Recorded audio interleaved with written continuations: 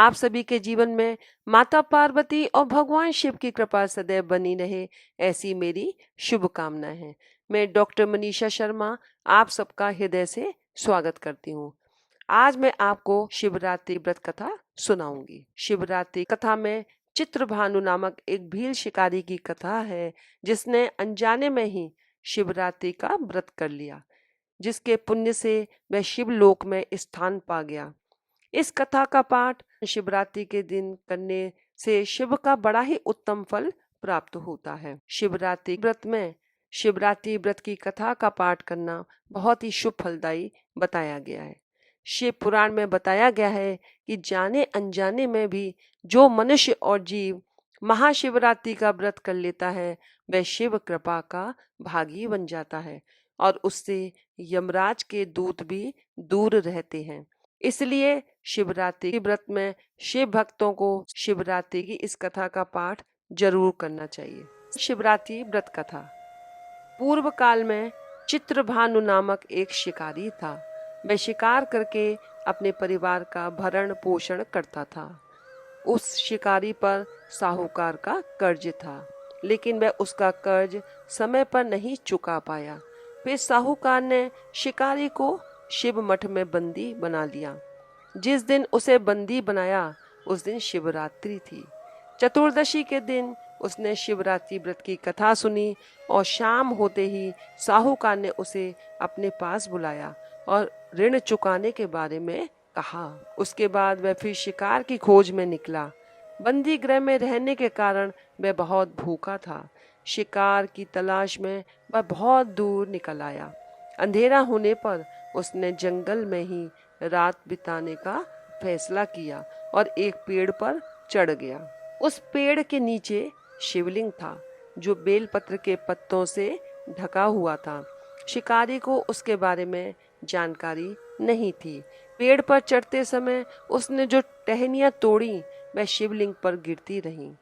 इस तरह से भूखे प्यासे रहकर शिकारी का शिवरात्रि का व्रत हो गया और शिवलिंग पर बेलपत्र भी चढ़ गए।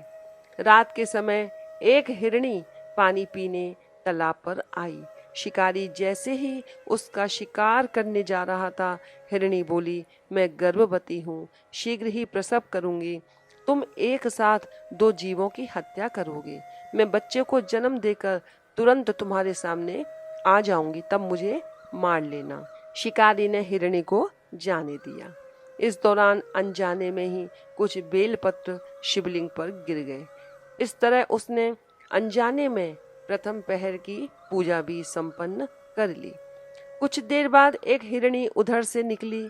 जैसे ही शिकारी उसे मारने के लिए धनुष बाण चढ़ाया तो हिरणी ने विनम्रता पूर्वक निवेदन किया, शिकारी, मैं थोड़ी देर पहले ही ऋतु से निवृत्त हुई हूँ। मैं विरहिणी हूँ, अपने प्रिय की तलाश में हूँ।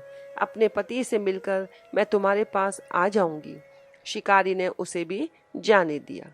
रात का आखिरी पहर बीत रहा था, तब भी कुछ बेलपत्र शिवलिंग पर जा गिरे। ऐसे में शिकारी ने अनजाने में ही अंतिम प्रहर की पूजा भी कर ली। इस दौरान वहां एक हिरणी अपने बच्चों के साथ आई। उसने भी शिकारी से निवेदन किया और शिकारी ने उसे जाने दिया। इसके बाद शिकारी के सामने एक हिरण आया। शिकारी ने सोचा, अब तो मैं इसे यहाँ से नहीं जाने दूंगा, इसका शिकार करूंगा। तब हिरण ने उससे निवेदन किया कि मुझे कुछ समय के लिए जीवन दान दे दो। शिकारी ने पूरी रात की घटना उस हिरण को सुना दी।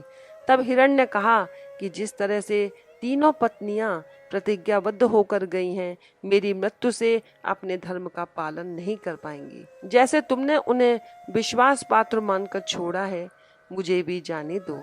मैं उन सब के साथ तुम्हारे सामने शीघ्र ही उपस्थित होता हूँ। शिकारी ने उसे भी जाने दिया। इस तरह सुबह हो गई। उपवास, रात्रि जागरण और शिवलिंग पर बेलपत्र चढ़ाने से अनजाने में ही शिवरात्रि की पूजा पूर्ण हो गई। लेकिन अनजाने में हुई पूजा का परिणाम उसे तत्काल मिला। थोड़ी देर बाद हिरण और उसका परिवार शिकारी के सामने आ गया उन सभी को देखकर शिकारी को बहुत ग्लानि हुई और उसने पूरे परिवार को जीवन दान दे दिया। अनजाने में शिवरात्रि व्रत का पालन करने पर भी शिकारी को मोक्ष की प्राप्ति हुई। जब मृत्यु काल में यमदूत जीव को ले जाने आए तो शिवगणों ने उन्हें वापस भेज दिया और उसे शिवलोक ले गए। शिव जी की कृपा से चित्रभानु अपने पिछले जन्म को याद रख पाए। शिवरात्रि के महत्व को जानकर उसका अगला जन्म में भी वे पालन कर पाए। बोलो शंकर भगवान की जय हो। इस कथा को सुनने के लिए धन्यवाद। हर हर महादेव, जय भोलेनाथ।